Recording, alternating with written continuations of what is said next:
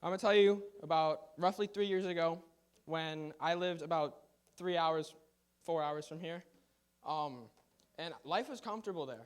I didn't know God, but I didn't know my life would be changed from him. So life was kind of good. And so that all changed when I moved up here. And I didn't know anybody. And this was scary. Like, first day of school came, and those typical I'm the new kid things came through my head. And it was like, really? And it was like, what are they going to think of me? Am I going to be bullied?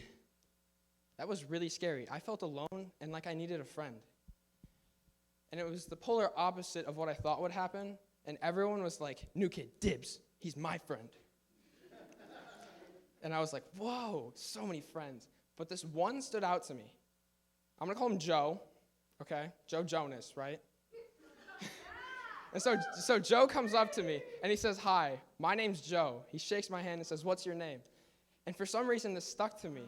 And so I did what any rational person would do in this situation, and I was attached to his hip like a lost puppy, and I annoyed him for like weeks.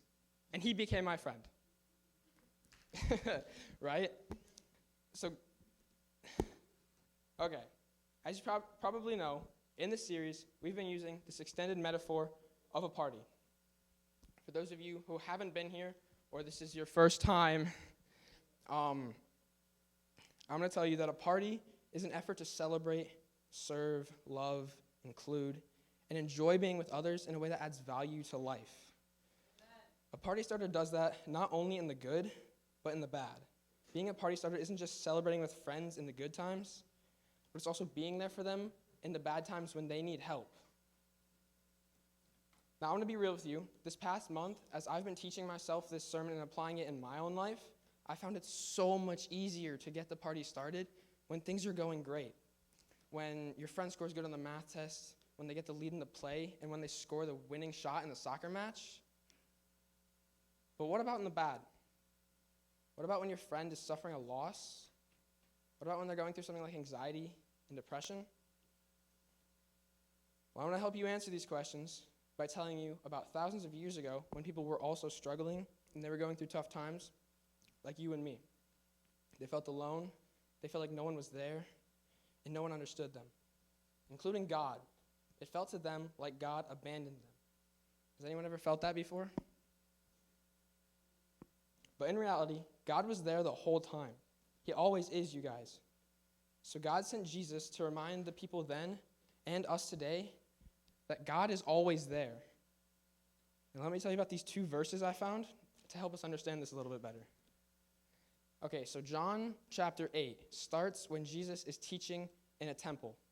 And when he gets out of that temple, a group of men come up to him and say, we found this woman. She was committing adultery. The law of Moses says we are to stone her on sight. What do we do? And Jesus says to them,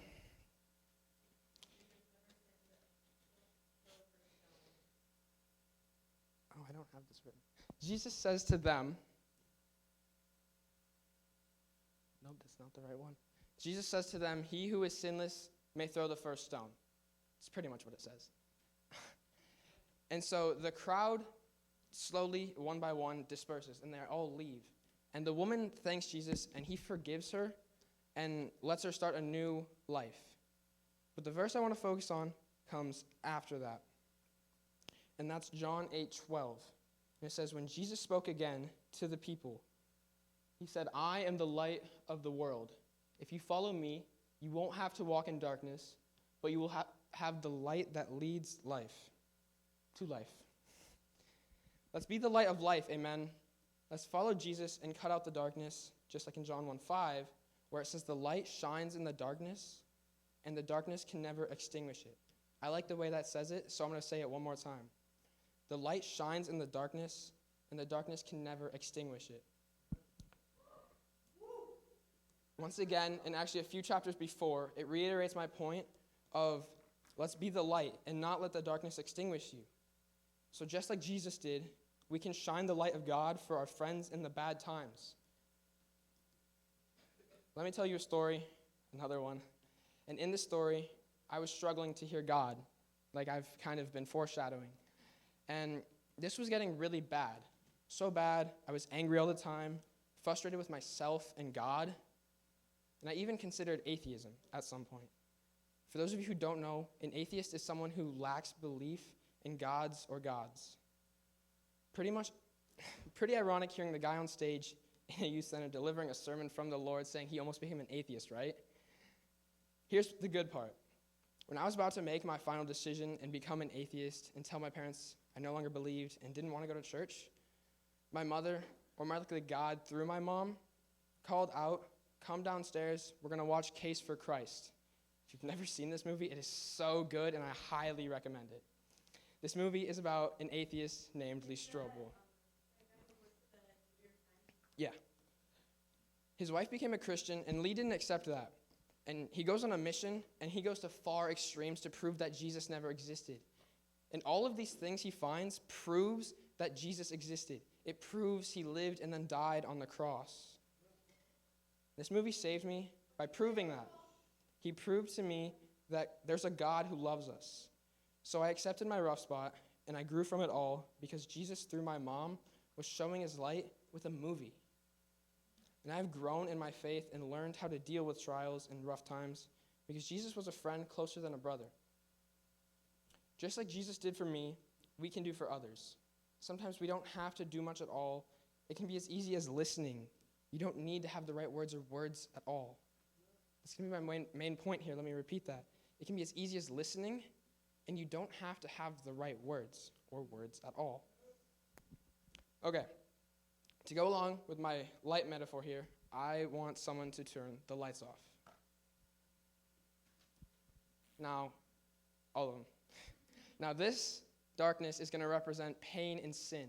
Whether that's not hearing God, whether that's getting bullied, you name this pain, that's what's going to go on here, okay? I want you to think about that for a second.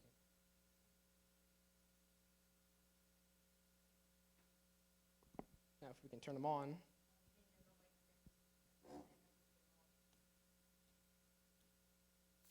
As easy as the flick of a switch, the light comes back on, and it's there. And it saves you from that pain and sin. Jesus is that light. Now, you've heard me say it's as easy as just listening or just being there. Sometimes this can be difficult. But if Jesus can do all these amazing things like water into wine, walking on water, stopping raging storms, and die a brutal death on a Roman cross for you and for me, is he not worthy for us to just put it at his feet and give it to him? What I'm saying is we need to put more trust in God in order for this to work. He is worthy, amen? Worthy of our praise, amen? Amen. He is worthy to be worshipped, amen? Amen. So if someone's so worthy, if someone is so worthy, he deserves our trust, amen? Okay, I'm going to give you 4 points, and if you're taking notes, I recommend writing these down. Number 1, shine God's light. He's the light of the world. And this can be as easy as smiling more, telling your teacher have a good day after class, and inviting someone to youth group. These are things you can do to just be there for someone. Number 2, be there for others. Like in my story, how my mom saved me with a movie. She was there for me without trying. So I'm saying we should be there for people just like moms do for us. Number 3, shine your light so bright the darkness can never extinguish it. We all know that person who can be hard to love sometimes. But if we shine our light bright enough, we can extinguish their darkness. It cannot cut down our light. Number 4, put your trust in him. Let him take over. Let him take the wheel. And do not be a backseat driver. Let him take you where he wants you to go. Sometimes this is as easy as saying, what should I do in this situation, Lord? And sometimes it can be like that. Sometimes it can be days, weeks, months, even years of prayer to get that answer. And to answer the questions of what these that fell off the podium are in the beginning, this is a confetti popper. Now, those of you who have set one of these off before, you'll know that they are really fun to set off.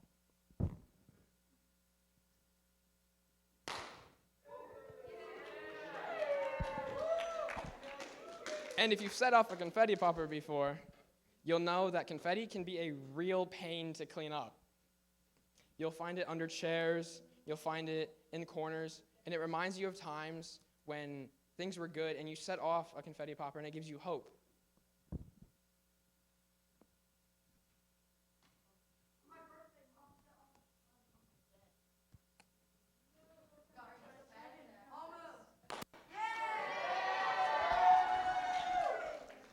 My point here, be like confetti. Show up for your friends, shine your light, and give them hope of a good time. And actually, that's all I'm saying. Give them hope. Be there. Let me leave you with one last question. What's one way I can show up and shine my light for someone this week? Before you go, remember not to open the presents.